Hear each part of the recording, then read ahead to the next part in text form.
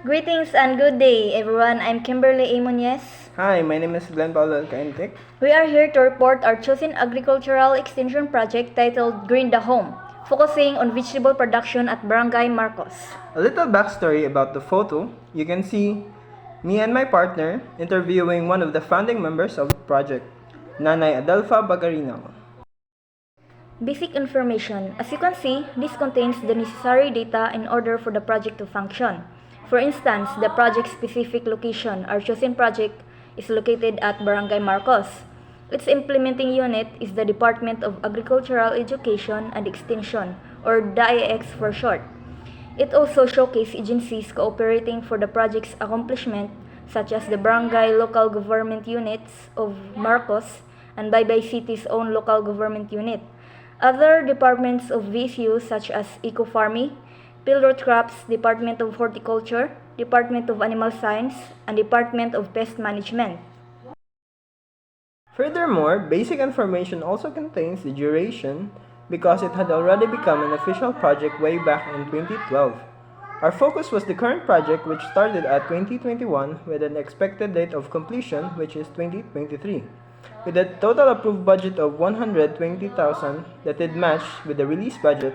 Now this may seem like a lot. However, taking into consideration that this is a project with no external support of any kinds of funds, they are left with a 40,000 pesos budget annually. Project goals and objectives. First is to assist the capacities of organizations involved in the project using Organizational Capacity Assessment or OCA and Participatory Rural Appraisal Tools or PRA. So talking about assessing the capacities of the organizations, this would mean finding out the organization's limitations with regards to the project. For instance, the members of vegetable production in Marcos was forced to divide their plot areas because some of the members were inactive while others just left. 2. Identify issues and concerns that hinder the participants or beneficiaries from involving in livelihood activities in all sites. So as I previously mentioned, some of the members were inactive, causing division of land areas. One of the reasons being is they got bored or lazy of the daily activities of tending to their crops, while others, although earned extra income, wanted to find better opportunities to earn or make a living. Third is to build or increase capacities of organizations to improve governance and management skills, especially the officers of the organizations. Lastly, enhancement of entrepreneurial and technical competencies of the members to improve their livelihoods and increase their income. And how they did this is by attending workshops and training on leadership and simple farm record keeping, thereby gaining new experience and new techniques that is applicable in their own fields. To assist their progress, one of this project activity aside from record keeping is a project visitation and monitoring. Executive summary of the project. The Green the Home extension project was initially an offshoot of the instructional activity with the agricultural major students of DIEX, the participatory rural appraisal conducted in Sitio Golden Village of Barangay Guadalupe in 2011. It became an official project in 2012 in collaboration with the local officials, local government unit of Baybay, some units in VSU, and residents of Sitio Golden Village and Sitio Riverside, Guadalupe, Baybay Leyte. Upon the request of local officials, the project was expanded to Barangay Marcos in 2014 and later to the selected barangays of Hilongos, Leyte. The project titled Green the Home signifies growth, renewal, health, and environment with the aim of improving the living conditions of the barangay residents of the project sites. Rationale. Green symbolizes freshness and abundance, health, nature, and growth. That's what Green the Home project hopes.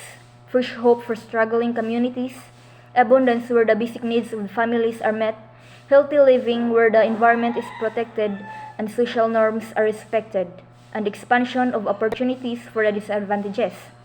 The Green Home project is not just limited to another source of income, but also the betterment of an entire community. At the start of this project, 4 peace members was the targeted beneficiaries in order to ease their financial problems. This became a second source of their household income. Now, the Green the Home project accepts members so long as you reside in that community and is willing to be part of this project. Type an estimated number of target beneficiaries. At the year 2022, there were 4 recorded beneficiaries in Barangay Marcos. The target beneficiaries are stay-at-home moms or mga nanay. Each member has a designated plots in more or less 600 square meter of land. Record of vegetable production in Barangay Marcos, Baybay City, Leyte in the year 2022. So as you can see in the graph, Ma'am Herminiana Moro has accumulated 16,828 net income. Ma'am Limfa Lial has 11,995. Ma'am Luisa Donoga has 9,522. And lastly, Ma'am Adelfa Bagarinaw, which is 730. The overall total net income of the 4 beneficiaries is 39,075. Based on this record, Ma'am Adelfa has the lowest net income of 730, while Ma'am Herminiana has the highest net income of 16,828. Activities or accomplishments are listed below, such as replanning workshop. What this means is redoing the project plan entirely to cope up with the changing of new project leaders. Project visitation and monitoring. In order for the organization to develop, they needed to be monitored to keep track whether they are making progress or if some areas needs work. And COVID-19 made it extra difficult since visitations were limited. Next is Gulayan sa Paaralan. This is basically teaching kids how to grow their own vegetables at school so they can learn the techniques necessary in order to copy it and do it at their own homes. Training on leadership and simple farm record keeping.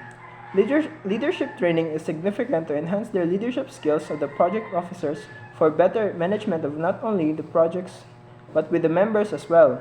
Record keeping is important for farmers to better predict price changes of inputs and produce from expenditures and sales record kept from previous years. Next is meeting. As the name implies, it is the gathering of members and sharing of information with regards to the project to adapt changes where negative outcomes occur and to prevent further losses.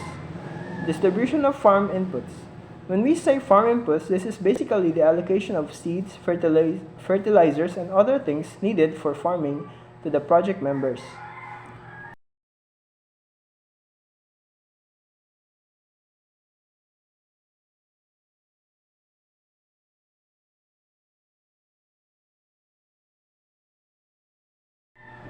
Documentation. What you see here is the farm area where the project beneficiaries plant their vegetables.